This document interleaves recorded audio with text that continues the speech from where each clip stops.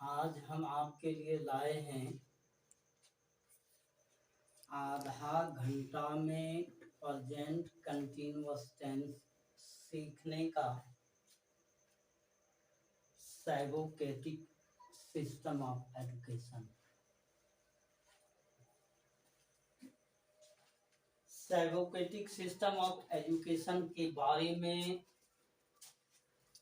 हम कुछ टेंस सिखाने के बाद हम आपको बताएंगे एक ऐसा सिस्टम है टेंस को किसी एक एक्शन वर्ड से आप सीख सकते हैं पूरा टेंस। इसमें फायदा आपको ये होगी कि टेंस के हर एक फॉर्म का सेंटेंस स्ट्रक्चर वर्ब फॉर्म के साथ साथ समझ में पूरी आएगी।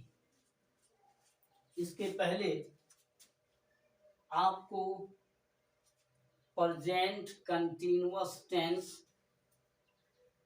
का स्ट्रक्चर,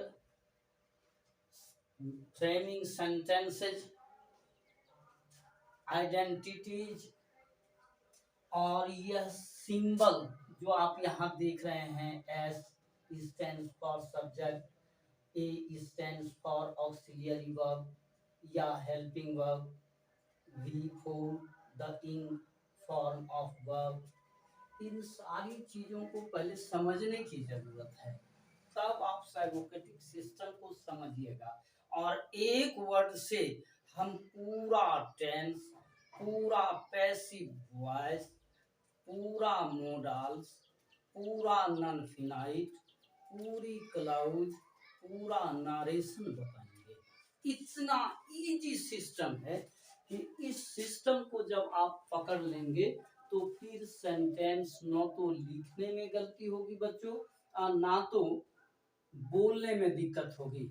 अब आइए यहाँ पर प्रेजेंट कंटीन्यूअस की सबसे पहले हम पहचान करेंगे। तो प्रेजेंट कंटीन्यूअस टेंस की 3 पहचान है।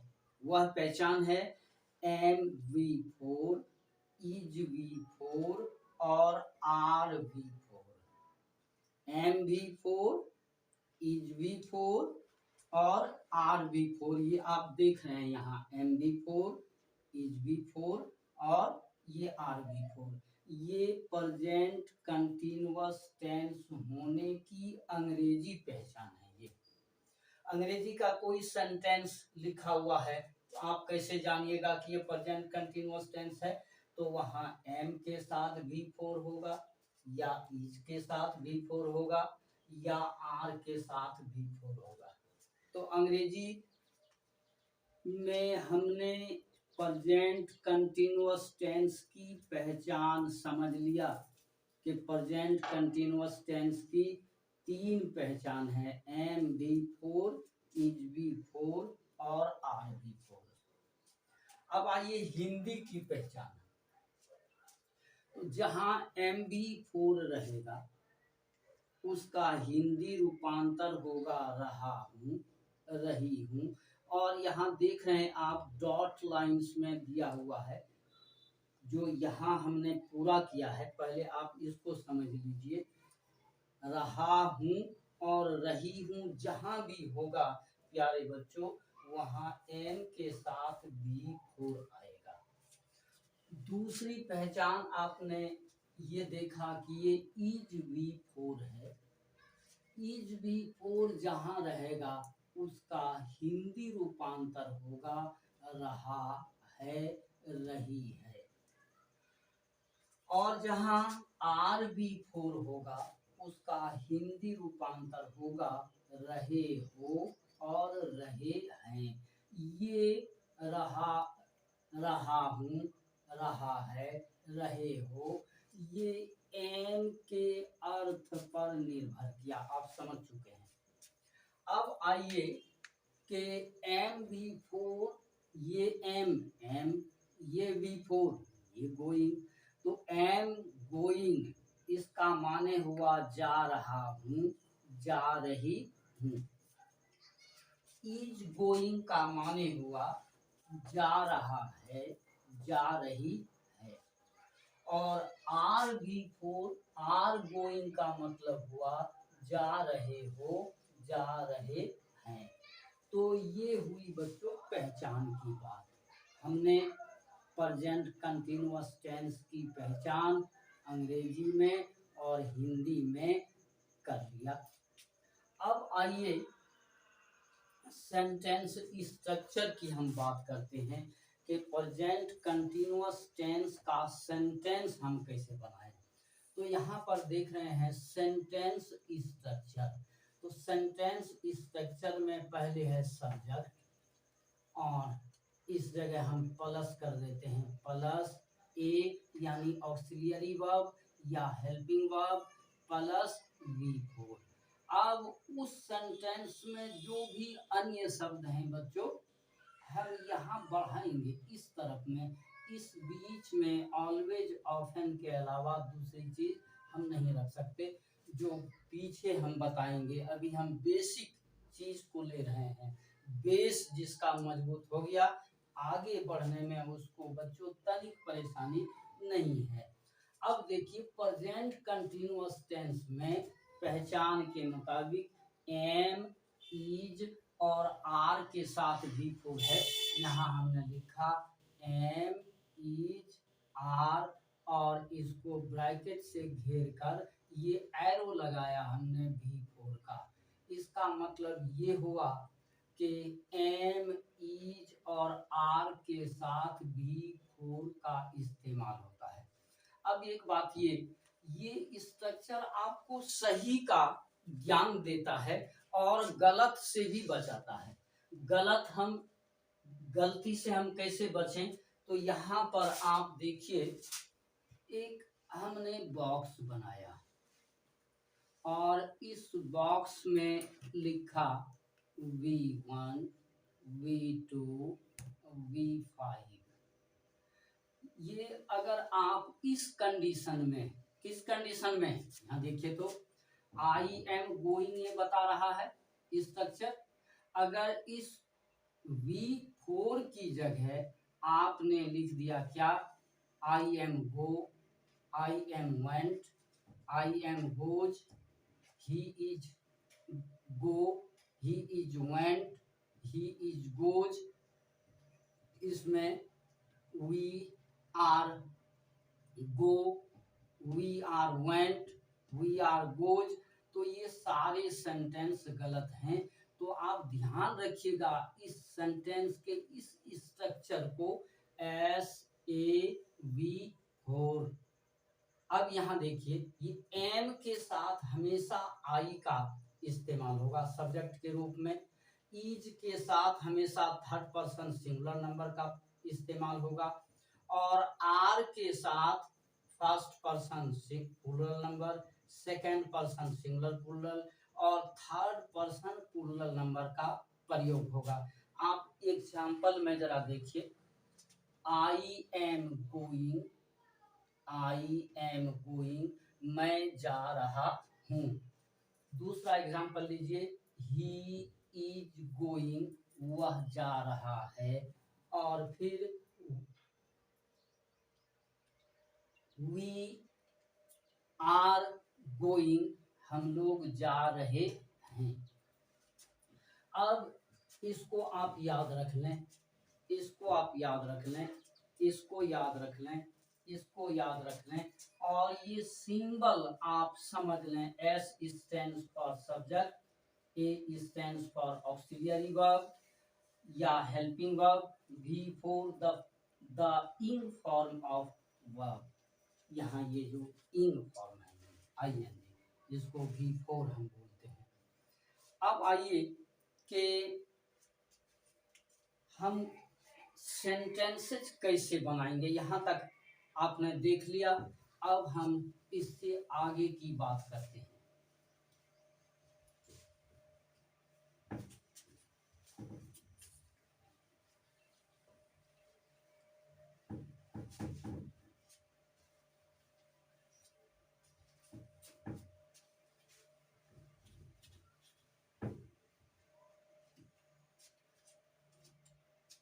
एग्जाम्पल को गौर से देखिएगा, गौर से सुनिएगा। वह स्कूल जा रहा है। कुछ बच्चे ऐसे हैं, वह किस तरीके से ट्रांसलेशन बनाते हैं, जरा देखो बच्चों। ही स्कूल इज गोइंग, ये सेंटेंस आपका गलत हुआ। क्यों गलत हुआ? कि आपने पढ़ लिया कि जो इसका बेसिक स्ट्रक्चर ऑफ सेंटेंस है, एस ए वी फोर, और अब जो सेंटेंस में बाकी बच गया है हम यहाँ पर लिखेंगे। इसने गलती क्या किया? स्ट्रक्चर में देखिए, वह ये सब्जेक्ट है, जा रहा भी फोर है ऑक्सिलियरी वर्ब है ए। अब ये बच गया स्कूल, तो ये स्कूल जाना था यहाँ गोइंग के बाद, और इसने क्या लिख दिया? ही स्कूल इज गोइंग। तो इसलिए ये सेंटेंस गलत हो गया। सही सेंटेंस अब आप बनाइए। पहले आप स्ट्रक्चर लिख लें, एस ए वी फोर, और जो बाकी आया हमने यहाँ डॉट लाइन में लिखा। अब आइए पहचान में। हिंदी में जो ऑक्सिलियरी वर्ब का प्रयोग होता है प्यारे बच्चों, वह सेंटेंस के अंत में होता है। तो अंत में यहाँ क्या है? तो है क्या हुआ? Auxiliary verb. और ऑक्सिलियरी वर्ब के पहले टेंस में हमेशा सब्जेक्ट इस्तेमाल होता है, और ऑक्सिलियरी वर्ब के बाद वर्ब फॉर्म का इस्तेमाल होता है। यहाँ पर एरो से हमने दिखाया है, तो यहाँ पर क्या हुआ? है, और सब्जेक्ट क्या हुआ? वह, और बाकी इसमें बेसिक के बाद क्या बच गया? स्कूल। अब बनाइए, ही इज गोइंग। अब बच गया क्या? स्कूल। वह जा रहा है कहाँ? School, to school.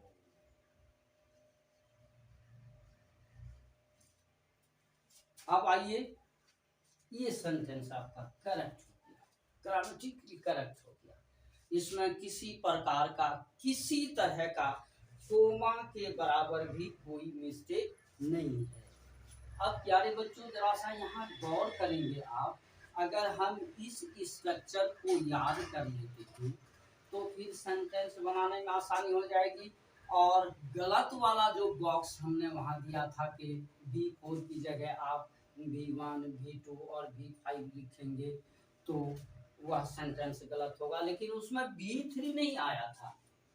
V3 का प्रयोग अगर हम M के साथ, ईच के साथ, R के साथ अगर हम V3 का प्रयोग करते हैं तो वह सेंटेंस पैसिव वॉइस में चला जाता है, वह सेंटेंस पैसिव वॉइस बन जाता है।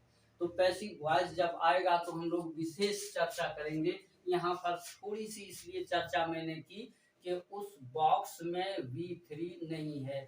V3 इसलिए नहीं दिया गया है वहाँ कि V3 का प्रयोग am, is, are, was, were, will be, shall be के साथ पैसिव वॉइस में होता है, और ऐसा लिखना सही है। अब आइए कुछ अन्य उदाहरण हम लेते हैं और उसको फिर हम समझते हैं। नंबर 2,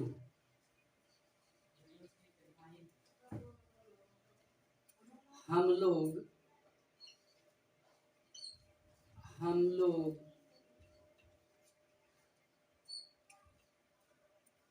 अंग्रेजी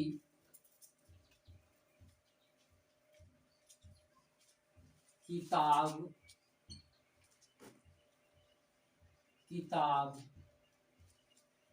पढ़ रहे हैं। अब यहां देखिएगा, बेस पहले आप चुनिए। बेस कैसे चुनिएगा? बेस चुनिएगा, हमेशा ध्यान में रहे सब्जेक्ट, ऑक्सिलियरी वर्ब और वर्ब फॉर्म। सब्जेक्ट हम आ गया, पढ़ रहे V4 आ गया, और हैं ये आ गया ऑक्सिलियरी वर्ब या हेल्पिंग वर्ब। अब इसको एक जगह आप सजाइए स्ट्रक्चर के मुताबिक। तो स्ट्रक्चर के मुताबिक क्या हो गया? SAB4, और जो बाकी सेंटेंस में बच गया हमने डॉट लाइन यहाँ दिया, उसकी जगह यहाँ है। तो हम लोग वी हैं और पढ़ रहे रीडिंग। अब सेंटेंस में क्या बच गया? अंग्रेजी किताब एंड इंग्लिश बुक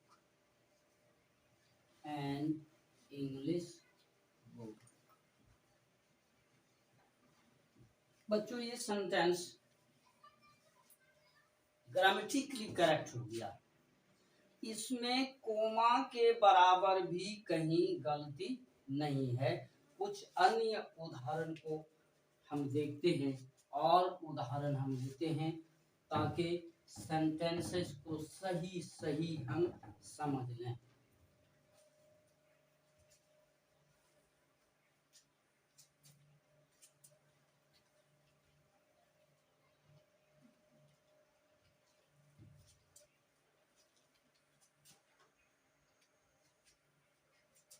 मोहन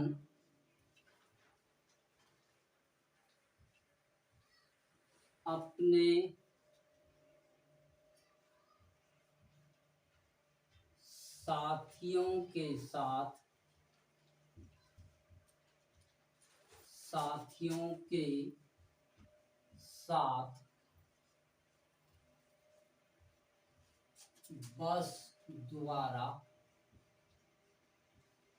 बस से प्रतिदिन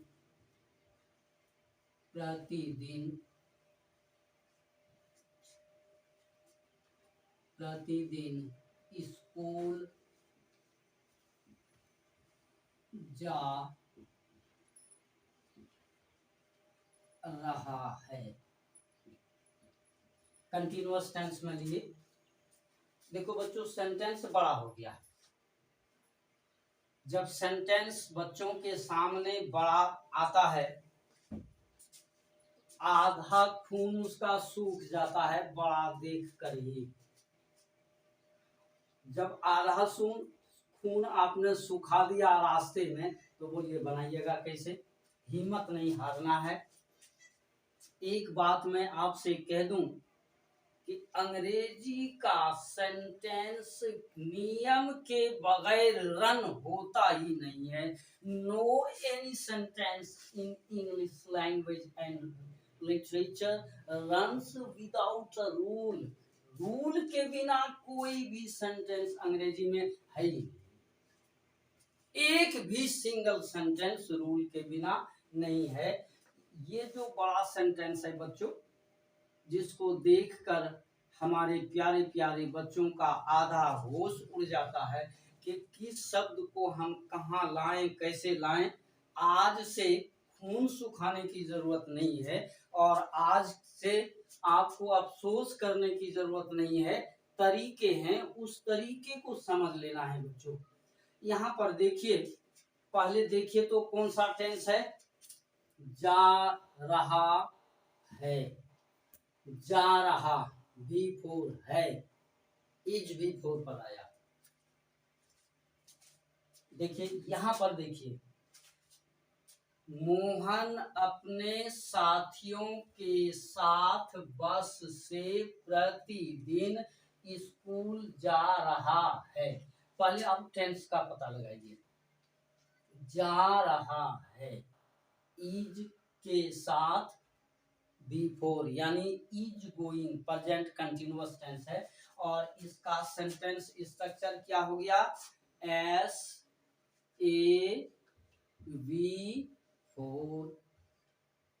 तो पहले आप इसको लिखिए। सब्जेक्ट हो गया मोहन। सब्जेक्ट का भी पता लगाने का तरीका है। आप सब्जेक्ट को कैसे निकालिएगा? जा रहा है कौन? मोहन। तो मोहन सब्जेक्ट हुआ।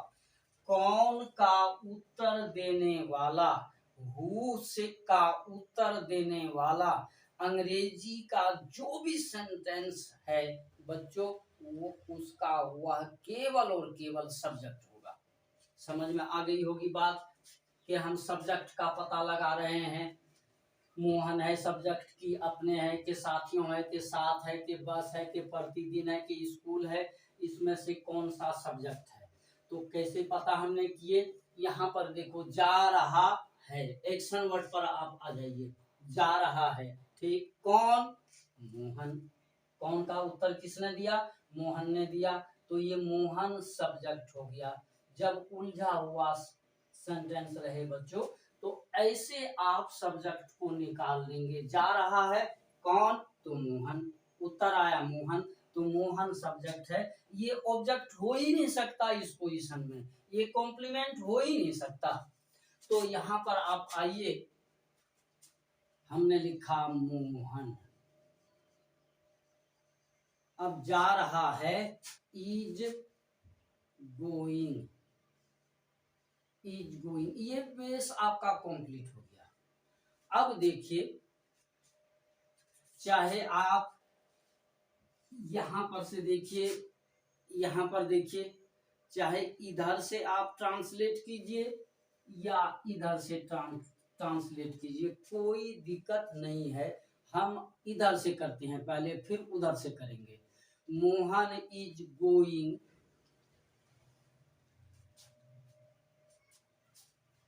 ये यहां आएगा। हाँ, Mohan is going to school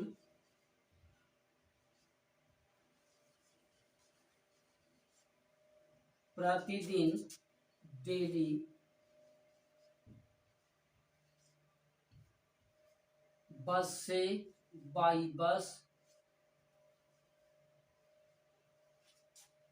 अपने साथियों के साथ, with his friends। देखो बच्चों, ट्रांसलेशन बनाना कितना आसान है। जब आपको ट्रांसलेशन बनाने आ जाएगा तो बेशक आप अंग्रेजी में आसानी से बोल लेंगे। अंग्रेजी बोलना इजी है, अंग्रेजी लिखना सही सही इजी है। इसके लिए दिक्कतें क्या है प्यारे बच्चों? आपके सामने सबसे बड़ी दिक्कत है बेस का कमजोर होना। आज बच्चों यहीं तक रहने दो। इंशाल्लाह कल हम फिर नया वीडियो लेके हम आपके पास आएंगे, और कल का हमारा हेडलाइन होगा past, past continuous tense. Okay, thank you very much.